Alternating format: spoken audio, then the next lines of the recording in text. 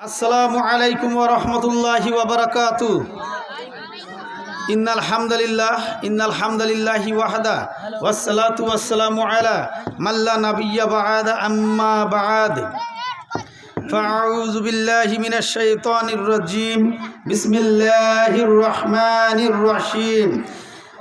কাল্লা বাল লা তুকরিমুনাল ইয়াতীম ওয়া লা তাহাদ্দুনা আলা তাআমিল মিসকিন وتأكلون التراث أكلا لما وتحبون المال حبا جما قال رسول الله صلى الله عليه وسلم لا يدخل الجنة قاطعون। প্রিয় দিনী ভাইরা,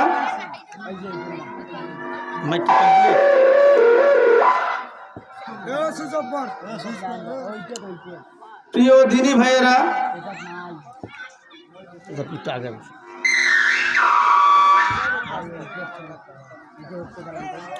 আমরা যে যেখানে আছি একটু আমরা প্যান্ডেলের ভিতরে এসে বসি এবং আমরা আজকের এই আয়োজনকে আমরা সার্থক করি। আমাদের একটু যান্ত্রিক ত্রুটি দেখা দিচ্ছে, ইনশাআল্লাহ ঠিক হয়ে যাবে। তো আমরা যে যেখানেই আছি, বাইরে বাজারে হাটে ঘাটে যে যেখানেই আছি, আমরা একটু ভিতরে এসে আজকের এই ওয়াজ মাহফিলকে আমরা সফল এবং সার্থক করার চেষ্টা করি। আপনি একটু জিকির দেবেন।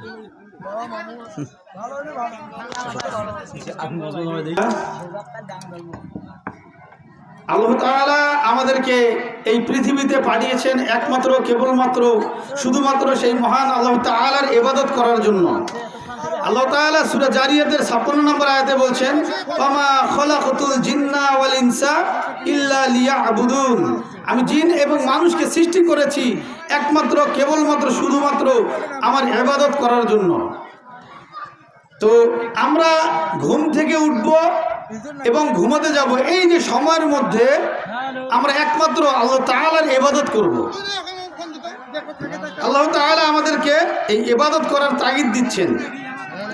এখন আমি ফজরে যখন আমি মসজিদে এসে আমি হাজিরা দেই, অর্থাৎ ফজরের সালাত যখন আমি আদায় করি, তার মানে আমি কি দিচ্ছি, আমি কি শিক্ষা নিচ্ছি এই সালাত থেকে?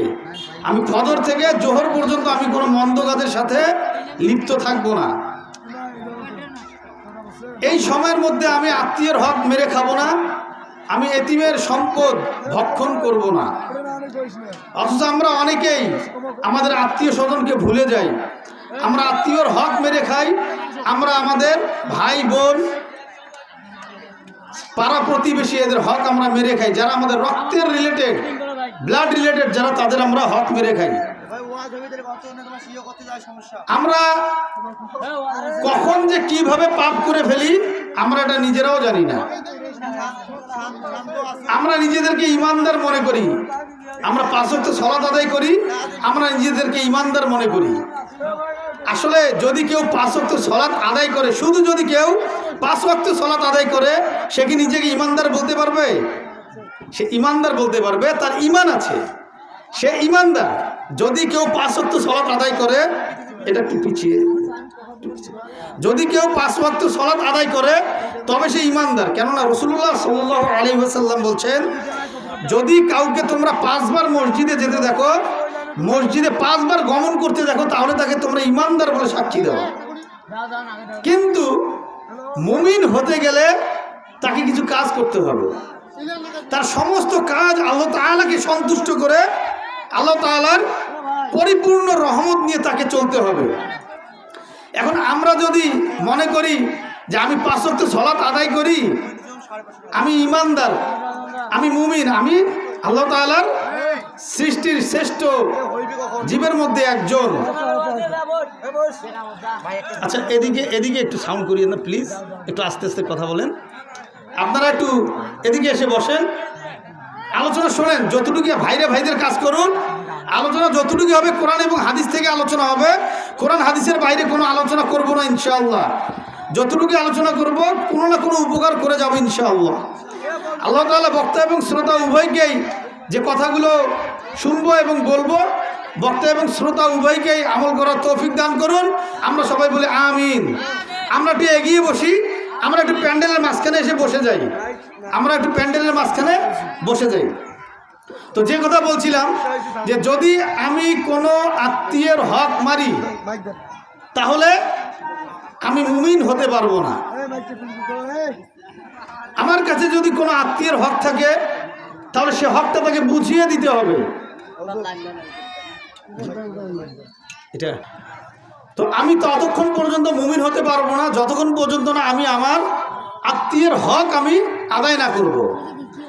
এখন আমার কোনো আত্মীয় আমার সাথে খারাপ ব্যবহার করছে, আমি তার সাথে খারাপ ব্যবহার কোনো অবস্থায় করতে পারবো না এবং তার সাথে আমি সম্পর্ক কোনো অবস্থায় ছিন্ন করতে পারবো না।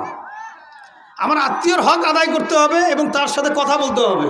এখন একজন আত্মীয় দেখলাম যে আমার সাথে খুব খারাপ আচরণ করে, আমি তার সাথে কথা বললেই সে ঝগড়া করে আমার সাথে, আমি কথা বললেই সে খারাপ রিয়াকশন করে, রিয়াক্ট খারাপ করে।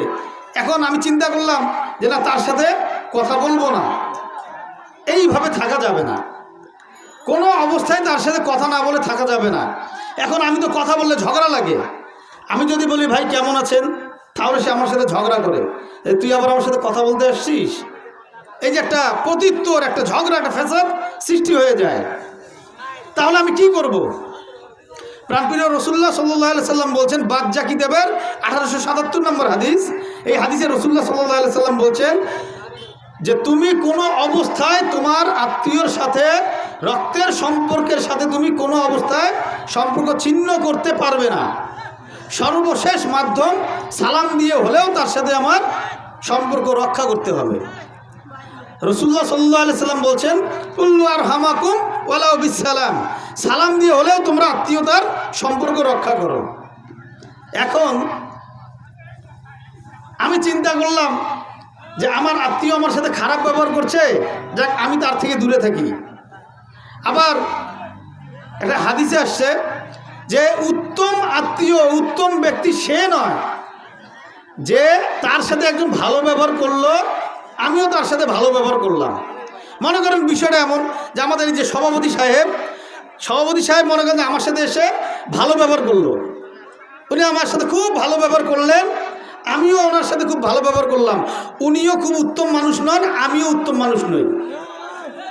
উত্তম মানুষ হবো তখন যখন আমি এই সভাপতি সাহেবের সাথে খারাপ আচরণ করলাম, করার পরে তিনি যখন আমার সাথে ভালো আচরণ করবেন তবে তিনি উত্তম মানুষ। সুবহানাল্লাহ, সুবহানাল্লাহ বলবো না? তার মানে রাসূলুল্লাহ সাল্লাল্লাহু আলাইহি সাল্লাম আমাদেরকে কি শিক্ষা দিচ্ছেন? কেউ আমাদের সাথে যদি মন্দ আচরণ করে তাহলে কোনো অবস্থায় তার সাথে মন্দ আচরণ করা যাবে না। যখন দেখবো ফ্যাসাদ লাগছে, ফিতনা সৃষ্টি হচ্ছে, গ্যাঞ্জাম লাগছে, তার সাথে কথা বললে আমার সমস্যার সৃষ্টি হচ্ছে, মারামারি লাগার একটা সম্ভাবনা থাকবে, আমি ওই মুহূর্তে ওই স্থানটি ত্যাগ করব। ওই স্থানটি ত্যাগ করে আমি আপাতত আমি ঝগড়াটা বা ওই খারাপ পরিস্থিতিটা আমি একটু সামলিয়ে রাখবো। দেখেন তো, চিন্তা করেন তো, ধরেন আপনাদের এই যে এলাকায়, এই যে অঞ্চলটাতে যদি কারো মারামারি লাগে, ধরুন দুজনের মধ্যে মারামারি লেগেছে, একজন যদি চুপ হয়ে থাকে তাহলে আরেকজন যিনি চিল্লাচ্ছেন কতক্ষণ তিনি একা চিল্লাবেন? কতক্ষণ? তিনি কিন্তু অনবরত চিল্লাতে পারবেন না। আবার যদি আরও ভালো হয়, তিনি যদি ওই স্থান ত্যাগ করে দেন যে থাক, সে চিল্লাচ্ছে, সে রাগারাগি করছে, সে আমাকে গালি দিচ্ছে, আমি তাকে গালি দিব না। আমি নিজে মুমিন দাবি করছি নিজেকে, আমি গালিগালাজ করব না, আমি গালিগালাজে বিশ্বাসী না, আমি ওই স্থানটা ত্যাগ করে যাব। আবার পরে যখন তার সাথে দেখা হবে তাকে সালাম দিব, আসসালামু আলাইকুম ওয়া রাহমাতুল্লাহ। তিনি যদি জবাব দেন, তিনি যদি উত্তর দেন, তাহলে তিনি উত্তম মানুষ হবেন। আর যদি তিনি উত্তর না দেন তাহলে তিনি অহংকারী। আপনি আপনার সালাম দিয়েই যাবেন। আপনি যতবার দেখা হবে, দিনে যতবার দেখা হবে ততবারই আপনি সালাম দিবেন। যখনই আপনার সাথে দেখা হবে তখনই আপনি সালাম দিবেন। আপনার কাজ একটাই সালাম দেওয়া, আমার কাজ একটাই সালাম দেওয়া। আমি সালাম দিয়ে যাব, সে উত্তর দেখ আর না দেখ। যদি উত্তর দেয় তাহলে আলহামদুলিল্লাহ ভালো, আর যদি সে উত্তর না দেয় তাহলে সে অহংকারী। তাহলে চিন্তা করেন রাসূলুল্লাহ সাল্লাল্লাহু আলাইহি সাল্লামের কি আদর্শ, কি শিক্ষা। অথচ আমরা এই আদর্শকে ভুলে আমরা কি করি? আমরা আমাদের আত্মীয়র হক মেরে খাই। তার সাথে আমার ঝগড়া লেগেছে, সে আমার কাছে টাকা পায়, আমি কি করলাম, সেই টাকা তো তাকে দিচ্ছি না, উল্টো আরো ঝগড়া করছি। তার কাছে ডকুমেন্ট চাই, তোমার ডকুমেন্ট কোথায়, কি দিয়েছো আমাকে? ভাই বিদেশ থেকে টাকা পাঠালো, ভাই দেশে এসে টাকা চাইলো, বললো তার ডকুমেন্ট কোথায়? তুমি যে আমাকে টাকা দিলে ডকুমেন্ট কোথায়? ভাই বিদেশ থেকে ভাই কষ্ট করে টাকা পাঠিয়েছে, আপনার আত্মীয় না সে তো একই বাপের সন্তান, একই মায়ের সন্তান, তাহলে কেন তার কাছে সে আপনাকে ডকুমেন্ট দিবে বলেন? সে বিদেশ থেকে টাকা পাঠালো, আপনাকে ডকুমেন্ট দিবে? কিসের ডকুমেন্ট দিবে বলেন? সে তো পরিশ্রম করে, আপনি ভাই হিসেবে তার কাছে টাকা চেয়েছেন, ভাই আমি বিপদে পড়েছি, ভাই আমি ব্যবসা করব, ভাই আমার একটা চাকরি করা দরকার, সেখানে টাকা লাগবে, ভাই আমি একটা নতুন কোনো প্রতিষ্ঠান খুলছি, আমার টাকা লাগবে, ভাই আমি একটু ভালো কিছু করতে চাই, আমার টাকা লাগবে, তুমি আমাকে টাকা দাও। ভাই তো কষ্ট করে, সে দিনের পর দিন কষ্ট করে সে তার এই ঘাম ঝরানো, এই পরিশ্রম করা টাকা আপনার কাছে পাঠালো, আপনি কেন আত্মসাৎ করলেন? কেন আপনি আত্মসাৎ করে আপনি নিজের আখের গুছিয়ে ওই ভাইকে আপনি কষ্টে ফেললেন? সে যখন দেশে আসে আপনি বলেন যে কিসের ডকুমেন্ট দাও, তুমি আমার কাছে টাকা পাও, ডকুমেন্ট দাও। ডকুমেন্ট লাগে ভাই, বিদেশ থেকে ভাই টাকা পাঠায়, ডকুমেন্ট লাগে। টাকা দিতে গেলে ডকুমেন্ট লাগবে না? তাহলে আমরা কত বড় হারামি, কত বড় ডাকাত আমরা। আমাদের মধ্যে এক শ্রেণীর মানুষ কত বড় ডাকাত। আরে ভাই আপনি দিতে পারবেন না, ভাইয়ের কাছে সময় নেন, যে ভাই তুমি আমাকে টাকা পাঠিয়েছো, আমি দিতে পারছি না। তুমি টাকা পাঠিয়েছো ঠিক আছে, তোমার কষ্টের টাকা, আমি তোমার টাকা আত্মসাৎ করবো না, কিন্তু ভাই আমি এই মুহূর্তে নিরুপায়, আমিও অবস্থার ফেরে আমারও একটু সমস্যা হয়ে গেছে, আমি তোমাকে টাকাটা সময়ের ফেরে দিয়ে দিব। আমি সময় নেন, তাকে আশ্বস্ত করেন। কিন্তু আপনি যদি একেবারেই অস্বীকার করেন, সেই ভাইয়ের কি হবে বলেন? সেই ভাই কোথায় যাবে, কার কাছে বিচার চাবে? সে চিন্তা করলো যে আমি সম্মানের ক্ষেত্রে আমি আর তার কাছে টাকাটা চাবো না, আমি কার কাছে বিচার চাবো, দরকার নাই। কিন্তু মনে রাখবেন, আপনি আজকে যদি তার টাকা আত্মসাৎ করে নিজেকে ভালো মনে করেন যে আমি ভালো আছি, আপনি ভালো থাকতে পারবেন না, কোশ্চিন কালেও আপনি ভালো থাকতে পারবেন না। আপনি তার কাছে সময় নেন, ভাই তো সময় নেন, তাকে আপনি দেন, বুঝান যে ভাই আমি পারছি না, দেবো, হয়তো একদিন পারেন, আবার বলেন যে ভাই একদিন পারিনি, আমি আরেকদিন দিব। কিন্তু তার টাকা আত্মসাৎ করিয়েন না। এই যে নিঃশ্বাস, তখন তিনি মজলুম হয়ে যায়। এই মজলুমের নিঃশ্বাসকে আল্লাহ তাআলা ভয় করতে, রাসূলুল্লাহ সাল্লাল্লাহু আলাইহি সাল্লাম মজলুমের অভিশাপকে ভয় করতে বলেছেন। এটা একটা জুলুম, এই যে আত্মসাৎ করা একটা জুলুম। আমি আপনাকে টাকা দিয়েছি, আপনি আত্মসাৎ করে নিলেন, বিশ্বাস করে তো দিয়েছি ভাই, এটা একটা জুলুম না? রাসূলুল্লাহ সাল্লাল্লাহু আলাইহি সাল্লাম বলছেন, জুলুমকারীর জুলুম কাল কিয়ামতের দিন অন্ধকার হয়ে ধরা দিবে। আর জুলুমু জুলুমাতুই ইয়াউমাল কিয়ামা, আর জুলুমু জুলুমাতুই ইয়াউমাল কিয়ামা, কিয়ামতের দিন জুলুমকারীর জুলুম সেই জুলুমকারীর উপরে অন্ধকার হয়ে ধরা দিবে। চিন্তা করা যায়? চিন্তা করি আমরা কত জুলুম করেছি।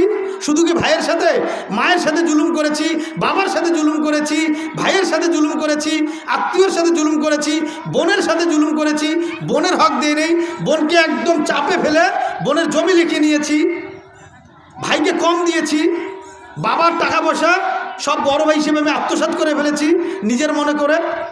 একটা কথা মনে রাখবেন, বাবার টাকায় কোনো সন্তানের একক হক নেই, কিন্তু প্রত্যেক সন্তানের উপরে বাবার হক আছে, প্রত্যেক সন্তানের টাকার উপরে বাবার এবং মায়ের হক আছে।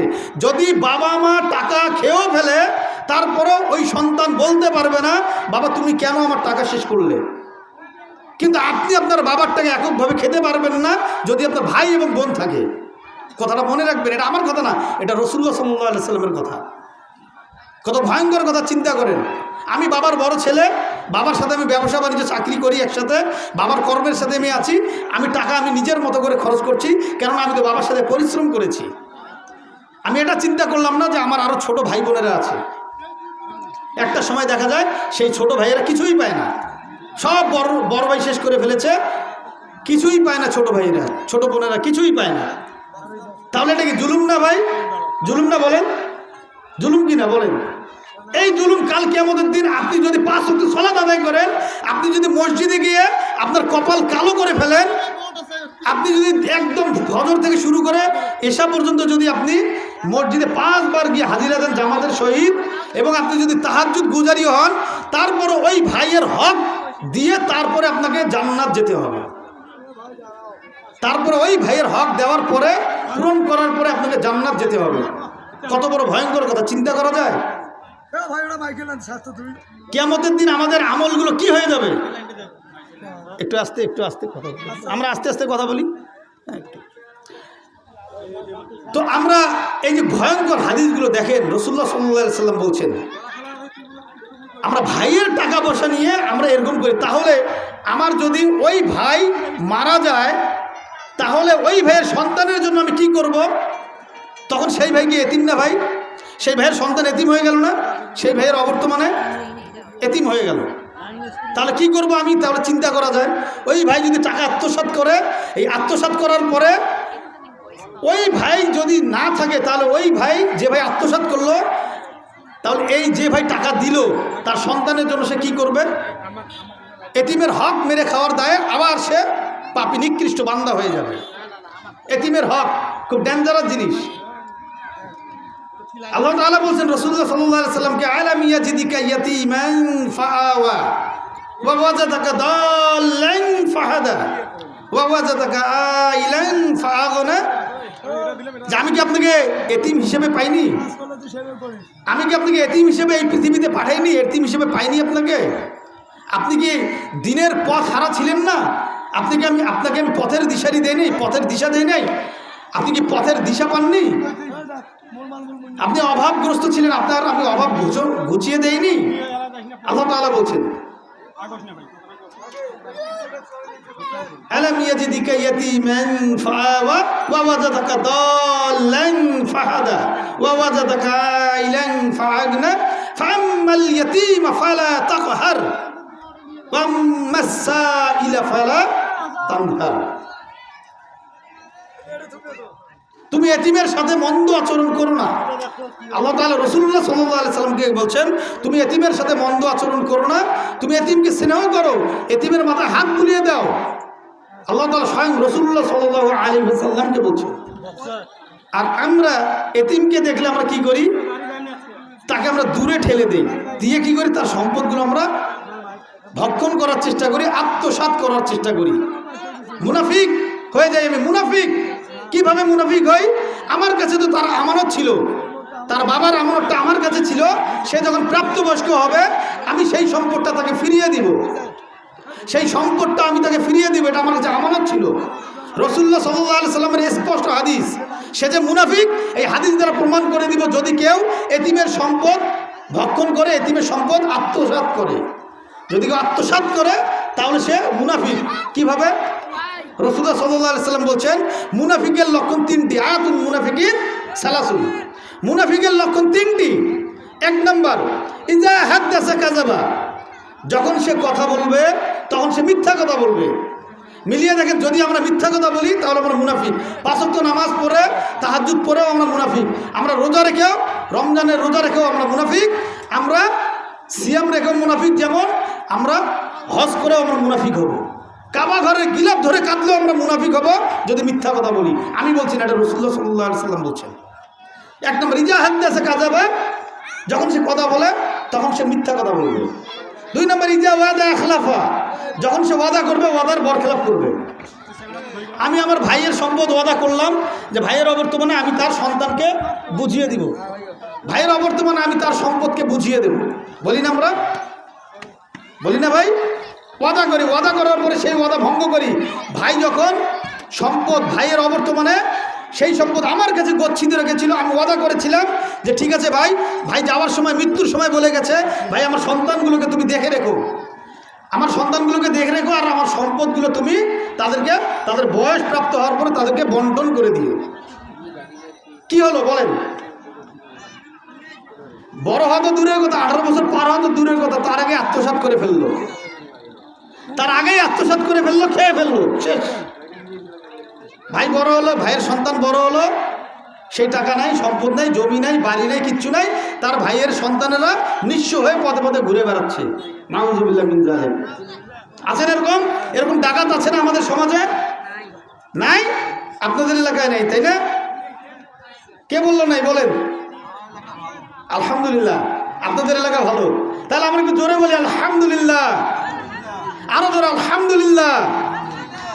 তো যাই হোক, তারপরে 3 নম্বর লক্ষণ, ইজা তুমিনা খানা, যখন তার কাছে কোনো আমানত রাখা হবে সেই আমানতের খেয়ানত করবে। একজন বিপদগ্রস্ত, তার স্বর্ণগুলো আপনার কাছে রেখে গেল, মোবাইলটা আপনার কাছে রেখে গেল, ভাই আমি অমুক জায়গায় গেলে আমার মোবাইলটা টাকা দেওয়ার সম্ভাবনা আছে, আমার পকেটে 10,000, 20,000, 50,000 টাকা আছে, এই টাকাটা নিয়ে ওই স্থানে যাওয়া যাবে না, আমি টাকাটা আপনাকে দিয়ে গেলাম, আমি কালকে এসে নিয়ে যাব। টাকার লোভ, টাকা দেখে চোখ বড় হয়ে গেল, লোভ সামলাতে পারলাম না, টাকাগুলো খেয়ে ফেললাম, মোবাইলটা বিক্রি করে দিলাম। সে যখন আসলো, কিসের ডকুমেন্ট দেখাও, তুমি আমার কাছে পাওয়া ডকুমেন্ট দেখাও।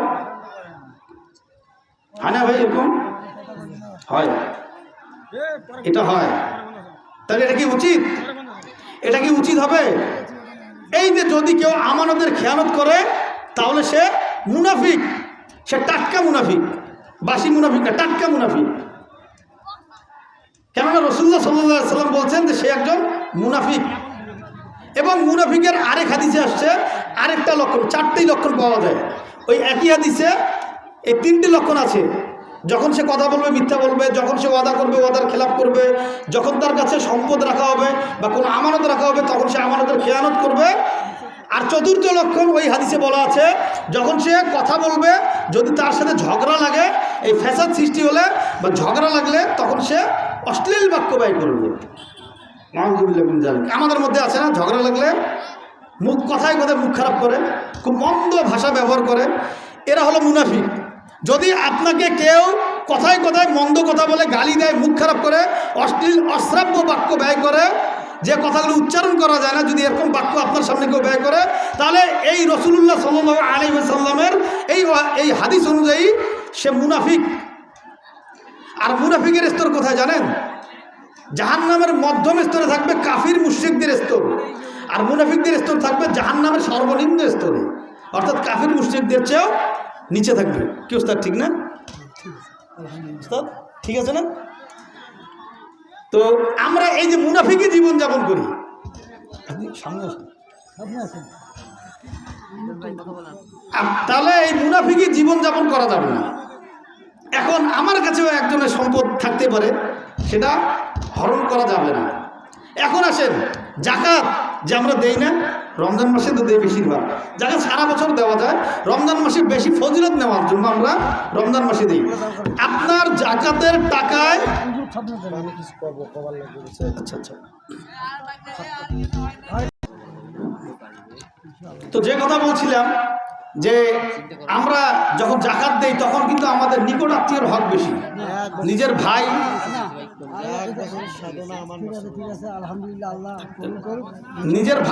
নিজের বোন, একদম যারা রক্তের রিলেটেড তাদের হকটা আগে, তাদের হকটা মানে সবার প্রথমে আপনাকে তাদের হকটা আদায় করতে হবে জাকাতের ক্ষেত্রে। আর আমরা কি করি? আমরা নিজেদের লোককে জাকাত দেই না, জাকাত আমরা দেই না নিজেদের লোককে। আবার যদি নিজেদের লোককে জাকাত দিতে যাওয়া হয় তখন মনে করে যে আমি জাকাত খাবো, এই যে বলে যে আমি জাকাত খাবো, জাকাত যে একটা কি জিনিস এটা কিন্তু অনেকেই জানে না। তো এই জাকাত যখন দিবেন আগে নিজের আত্মীয় স্বজনকে দিবেন, আগে নিজের আত্মীয় স্বজন। অসুবিধা নাই, মন খারাপ করিয়েন না। ও না, আমি এখন শেষ করব। তো আমরা আত্মীয়দের হক পরিপূর্ণভাবে আদায় করার চেষ্টা করব। আত্মীয়র হক খুব ডেঞ্জারাস জিনিস। আমরা আত্মীয়র হক এমনভাবে রক্ষা করব যেন আমরা মুনাফিক না হই, আমরা মুমিন অবস্থায় মৃত্যুবরণ করতে পারি। আল্লাহ তাআলা আমাদের সবাইকে দিনের সঠিক বুঝ দান করেন এবং কোরআন হাদিস অনুযায়ী চলে এবং কোরআন হাদিস অনুযায়ী বুঝে আমল করার তৌফিক দান করুন। আমরা সবাই বলি আমিন। আসসালামু আলাইকুম ওয়া রাহমাতুল্লাহি ওয়া বারাকাতুহু।